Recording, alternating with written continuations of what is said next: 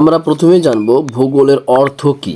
ভূগোলটা কোথা থেকে এসেছে, ভূগোল শব্দটিকে প্রথম বা জিওগ্রাফি শব্দটিকে প্রথম দিয়েছে, এগুলো সম্পর্কে আমাদেরকে জানতেই হবে। কারণ এগুলো থেকে প্রত্যেকবার প্রতিটা 11-এর পরীক্ষাতে, ফাইনাল পরীক্ষাতে কিন্তু এই প্রশ্নগুলো হামেশাই থাকে। প্রথমে দেখবে ভূগোল। ভূগোল হচ্ছে একটি বাংলা শব্দ যার ইংরেজি অর্থ হচ্ছে জিওগ্রাফি। ভূগোলের অর্থ অর্থাৎ জিওগ্রাফি। ভূগোলের ইংরেজি মিনিং হচ্ছে জিওগ্রাফি এবং বাংলা হচ্ছে ভূগোল। ঠিক আছে, তো এই যে ভূগোল কথাটা কোথা থেকে এসেছে, জিওগ্রাফি কথাটা প্রথম এসেছে জিও, অর্থাৎ জিও মানে হচ্ছে পৃথিবী, এবং গ্রাফোসের অর্থ হচ্ছে বর্ণনা। সুতরাং এই জিও এবং গ্রাফোস থেকে এসেছে ভূগোল শব্দটি, যাদের মানে করলে দাঁড়ায় পৃথিবীর বর্ণনা। সুতরাং ভূগোল কথাটির অর্থ হচ্ছে পৃথিবীর বর্ণনা। তো এই যে ভূগোল বা ইংরেজিতে জিওগ্রাফি, এই ভূগোল এবং ইংরেজি জিওগ্রাফি শব্দটি কারা প্রথম ব্যবহার করেছে? যদি আমরা ভূগোল শব্দটি প্রথম দেখি, বরাহমিহির ব্যবহার করেছে। ঠিক আছে, ভূগোল শব্দটি প্রথম ব্যবহার করেছেন বরাহমিহির, এবং তার বিখ্যাত একটি গ্রন্থ সূর্য সিদ্ধান্ত নামক গ্রন্থটাতে। বরাহমিহির তার বিখ্যাত একটি গ্রন্থ সূর্য সিদ্ধান্ত, এই বইটাতে বরাহমিহির প্রথম বাংলা ভূগোল শব্দটি ব্যবহার করেছেন। এই বরাহমিহির কে ছিলেন? বরাহমিহির ছিলেন একজন বিখ্যাত গণিতবিদ এবং জ্যোতির্বিদ। ঠিক আছে, বরাহমিহির ছিলেন একজন বিখ্যাত গণিতবিদ এবং জ্যোতির্বিদ। তিনি মধ্যযুগের যে ভৌগোলিক মধ্যযুগে যে স্বর্ণযুগ ছিল, তার পরবর্তী সময় ভূগোলের যে চিন্তাধারা, সেক্ষেত্রে তার অবদান অনেকটাই রয়েছে। তো ভূগোল শব্দটি তিনি প্রথম ব্যবহার করেছেন। তারপরে দেখব ইংরেজি জিওগ্রাফি শব্দটি। ইংরেজি জিওগ্রাফি শব্দটিকে প্রথম ব্যবহার করেছেন এরাটোস্থেনিস। জিওগ্রাফি শব্দটি প্রথম ব্যবহার করেছেন এরাটোস্থেনিস। জিওগ্রাফি শব্দটি প্রথম ব্যবহার করেছেন। এরাটোস্থেনিসকে বলা হয় ভূগোলের জনক। এরাটোস্থেনিসকে বলা হয় ভূগোলের জনক। ঠিক আছে, জনক হচ্ছে এরাটোস্থেনিস, অর্থাৎ ইংরেজিতে বললে বলা হয় ফাদার অফ জিওগ্রাফি, তাহলে উত্তরটা হবে এরাটোস্থেনিস। ভূগোল কি, ভূগোল কাকে বলে সেটা আমরা একবার দেখে নেব। ভূপৃষ্ঠের পরিবর্তনশীল বৈশিষ্ট্যের সঠিক, সুবিন্যস্ত ও যুক্তিসঙ্গত ব্যাখ্যা ও বর্ণনাকে ভূগোল বলে। সংজ্ঞাটা ভালো করে বুঝবে। যেগুলো মার্ক করছি সেগুলো খুবই গুরুত্বপূর্ণ। দেখো, যেগুলো মার্ক করছি, ভূপৃষ্ঠের পরিবর্তনশীল, সঠিক ও সুবিন্যস্ত, যুক্তিসঙ্গত ব্যাখ্যা ও বর্ণনা। সুতরাং এখানে যে শব্দগুলো আছে সেগুলো খুবই গুরুত্বপূর্ণ। তাহলে ভূপৃষ্ঠে অনেক বৈশিষ্ট্য রয়েছে, উঁচু নিচু, পাহাড় পর্বত, মালভূমি, সমভূমি, জলবায়ু, উষ্ণতা, আর্দ্রতা ইত্যাদি ইত্যাদি। তো এই সমস্ত বৈশিষ্ট্যের সঠিক, সুবিন্যস্ত ও যুক্তিসঙ্গত ব্যাখ্যা ও বর্ণনাকে বলা হয় ভূগোল। এই সংজ্ঞাটি দিয়েছে ভৌগোলিক হার্টসন। অর্থাৎ আমরা যদি সাধারণভাবে বলি, আমাদের এই যে ধরো একটা ভূপৃষ্ঠ রয়েছে, ঠিক আছে, এই ভূপৃষ্ঠে পাহাড় রয়েছে, এটা পাহাড়। তো এই পাহাড় বা জলভাগ রয়েছে, পাহাড় পর্বত, নদ নদী, সমভূমি, মালভূমি ইত্যাদি প্রত্যেকটা বিষয় যে শাখায় আলোচনা করা হয় সেটাই হচ্ছে আমাদের ভূগোল। ঠিক আছে, আশা করি ভূগোল কাকে বলে সেটা বুঝতে পেরেছ। Geography is the science related nature. ভূগোল হলো বিজ্ঞান যেটা প্রকৃতির সাথে সম্পর্কিত। ডট ডট এখানে আরও অনেক কিছু লেখা ছিল। In it are studied and describe, যেখানে পড়া হয়, শেখা হয় এবং বর্ণনা করা হয়। ডেসক্রাইব মানে বর্ণনা করা। ওয়াল থিংস, সমস্ত বিষয়। ফাউন্ড অন আর্থ, পৃথিবীর ওপরে যত কিছু খুঁজে পাওয়া গেছে তার সমস্তটাই আলোচনা করে হচ্ছে আমাদের ভূগোল। আশা করি বুঝতে পেরেছ। তাহলে ভূগোল যদি আমরা ভূগোল শব্দটা বলি, কি বলবো, যে ধরো এই যে আমাদের একটা পৃথিবী, ঠিক আছে, এই যে পৃথিবীর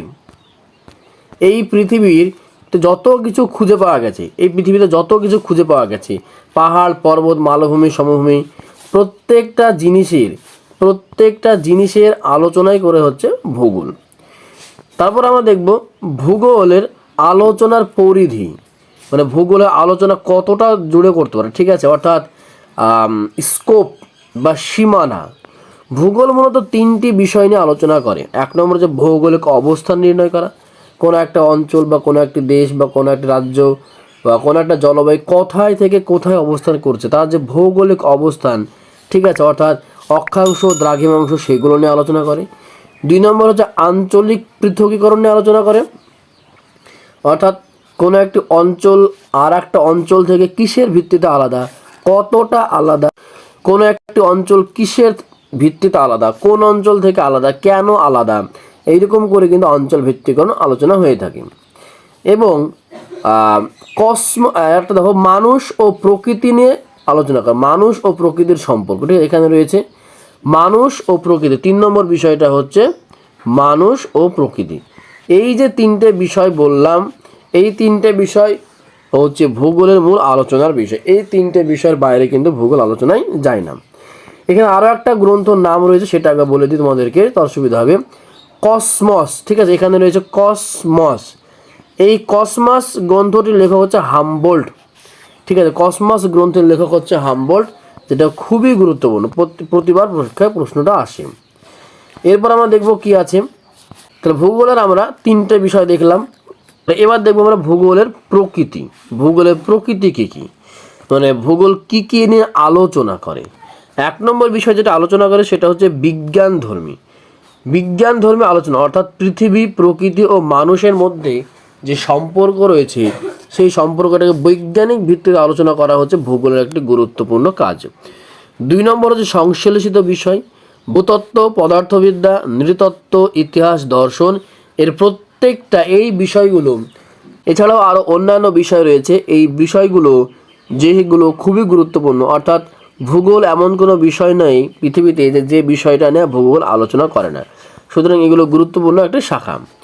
অন্তরা আনুনাসিক বিষয়, অর্থাৎ প্রাকৃতিক ও সাংস্কৃতিক পরিবেশের উপর আন্তঃসম্পর্ক আলোচনা করা খুবই গুরুত্বপূর্ণ বিষয়। গতিশীল বিষয়, আলোচিত বিষয়গুলির মানে যে অনেক বিষয় রয়েছে যেগুলো খুবই গতিশীল, আমাদের জলবায়ু পরিবর্তন হয়, আবহাওয়ার পরিবর্তন হয়, ঠিক আছে, তো এগুলো খুব দ্রুত গতিশীল। ভূমিকম্প পরিবর্তনশীল, তাই না, ভূমিকম্প কখনো কয়েক বছর একবার হয়, কয়েক বছর বারবার হয়ে থাকে। তো তাহলে যে সমস্ত বিষয়গুলো দ্রুত পরিবর্তনশীল গতিশীল বিষয়, সেগুলোও ভূগোলের আলোচনার বিষয়। তারপরে হচ্ছে পরিবর্তনশীল, নতুন তত্ত্ব পদ্ধতি, নতুন তত্ত্ব এবং পদ্ধতি নিয়ে আলোচনা করা এবং সেই বিষয়ে জ্ঞান লাভ করাও খুবই গুরুত্বপূর্ণ আমাদের বিষয়। যারা তোমরা নোট করছো তাহলে এইগুলো নোট করে নেবে স্ক্রিনশট নেওয়ার পরে, এগুলো কিন্তু খুব খাটনি করে তৈরি করা হয়েছে। তাহলে ভূগোলের প্রকৃতি বিজ্ঞানধর্মী হবে, সংশ্লেষিত বিষয়ে আলোচনা করবে, অন্তরার আনুনাসিক বিষয় নিয়ে আলোচনা করবে এবং গতিশীল যত বিষয় রয়েছে, গতিশীল যত পরিবর্তনশীল উপাদান রয়েছে সেগুলো খুবই গুরুত্বপূর্ণ উপাদান। এবার আমরা দেখব ভূগোলের উদ্দেশ্য, লক্ষ্য, অবজেক্টিভ, ঠিক আছে, ভূগোলের উদ্দেশ্য কী রয়েছে সেটা আমরা দেখব। ভূগোলের মূল উদ্দেশ্য হচ্ছে জ্ঞান লাভ করা। ভূগোলের প্রধান যে উদ্দেশ্য সেটা হচ্ছে জ্ঞান লাভ করা, কারণ আমাদের প্রতিটা বিষয়ে বিভিন্ন বিষয় যদি আমরা জ্ঞান লাভ করতে পারি তবেই কিন্তু আমাদের ভূগোল পড়তে ভালো লাগবে, ঠিক আছে। আমরা যদি জলবায়ু সম্পর্কে জ্ঞান লাভ করতে না পারি তাহলে কিন্তু আমাদের জলবায়ু পড়তে ভালো লাগবে না, অর্থাৎ ভূগোল ভালো লাগবে না। যদি আমরা সমুদ্র স্রোত সম্পর্কে পড়তে না পারি, সমুদ্র স্রোতের অবস্থান জানতে না পারি, তাহলে কিন্তু ভূগোল আমাদের পড়তে খুব একটা ভালো লাগবে না, ঠিক আছে। তারপর 2 নম্বর হচ্ছে কি, কোথায়, কেন, এই প্রশ্নের উত্তর খোঁজা হয় ভূগোলে। কি, কোথায়, কেন, ঠিক আছে, হোয়াট, হোয়ার অ্যান্ড হোয়াই, এই তিনটে কোশ্চেন, কেন জলবায়ুর পরিবর্তন ঘটলো, কিসে থেকে ঘটলো, কোথায় তার অবস্থান ছিল, ইত্যাদি এই তিনটে বিষয় নিয়ে আলোচনা করা হচ্ছে ভূগোল। সুতরাং 1 নম্বর জ্ঞান লাভ করা, 2 নম্বর হচ্ছে কি, কোথায়, কেন, এই প্রশ্নের উত্তর খোঁজা। 3 নম্বর পৃথিবীকে বর্ণনার সমীক্ষা করা, খুবই গুরুত্বপূর্ণ একটা বিষয় যে পৃথিবীকে বর্ণনার সমীক্ষা করা কোন শাখার অন্তর্গত, সেটা ভূগোলের, ঠিক আছে। তো পৃথিবীকে বর্ণনা করতে হবে, বর্ণনা করার জন্য সমীক্ষা করতে হবে, সেটা নিয়েও কিন্তু গুরুত্বপূর্ণরূপে আলোচনা হয়ে থাকে, ঠিক আছে। এরপরে আর কি, ভূপৃষ্ঠকে ব্যাখ্যা করা খুবই গুরুত্বপূর্ণ, কারণ ভূপৃষ্ঠকে যদি ব্যাখ্যা করতে নাই পারে তাহলে ভূগোল পড়ার কি প্রয়োজন। ভূপৃষ্ঠকে ব্যাখ্যা করাই হচ্ছে আমাদের ভূগোলের সংজ্ঞার মধ্যে একটি পড়ে আমরা বলেছিলাম। ভৌগোলিক অঞ্চল ব্যাখ্যা করা, কোনো একটি অঞ্চল কোন ভৌগোলিক অঞ্চলে অবস্থান করছে, কোথায় কত ডিগ্রি থেকে কত ডিগ্রির মধ্যে রয়েছে, সেগুলো কিন্তু আলোচনা করা হয়। 6 নম্বর স্থান সম্পর্কে জানার চেষ্টা করানো, যেটা ব্লাস বলেছে, ঠিক আছে। স্থান অর্থাৎ স্পেস, স্থানের অর্থ হচ্ছে স্পেস, স্পেস সম্পর্কে তোমাদের বিস্তারিত জানতে হবে স্থান সম্পর্কে। এবং 7 নম্বর হচ্ছে পৃথিবীর অধিবাসীদের বর্ণনা করা, ভারতীয় এই অঞ্চলের মানুষটা কেমন, ওই অঞ্চলের মানুষ কেমন, দেখবে কোথাকার মানুষ খুবই লম্বা, কোথাকার মানুষ আবার খাটো হয়ে থাকে, কোথাকার মানুষ এরকম কালো, কোথাকার মানুষ এরকম গায়ে এরকম সাদা, চুল কাদের ক্যাকড়ানো, চুল কাদের ষাট, তো বিভিন্ন বিষয় নিয়ে কিন্তু আলোচনা করে, অর্থাৎ পৃথিবীর অধিবাসীদের বর্ণনা করে। তাদের বাসস্থান, আমাদের বাড়িঘর কেমন হবে, সমভূমি অঞ্চলে বাড়িঘর কেমন, মরুভূমি অঞ্চলে বাড়িঘর কেমন, ভূমিকম্প প্রবণ অঞ্চলে বাড়িঘরটা কেমন, সেগুলো আলোচনা করে।